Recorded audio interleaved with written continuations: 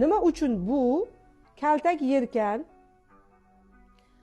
umuman hurmat ko'rmas ekan, uni moddiy ehtiyojlari qoplanmas ekan, uni ma'naviy ehtiyojlari qoplanmas ekan, yana yetmaganiga keyin uni tug'ilgan farzandlarini ham moddiy va ma'naviy jismoniy ehtiyojlari qoplanmasa, u ayol ehtiyojda, qo'rquvda yashayapti va u qo'rquvda yashagan ayol keyin qanday qilib erni, ota-onasini qalban xohlab, sevib, oyijonim, adajonim deb hurmat qilsin?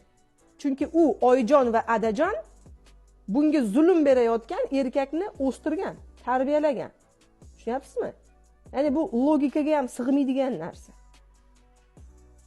Yo majburligidan yashaydi, xizmatini qiladi, lekin ana bu xohlab degan narsani endi kechirasiz. Xohlab bo'lishi uchun siz ham unga xohlab mehr berishingiz kerak.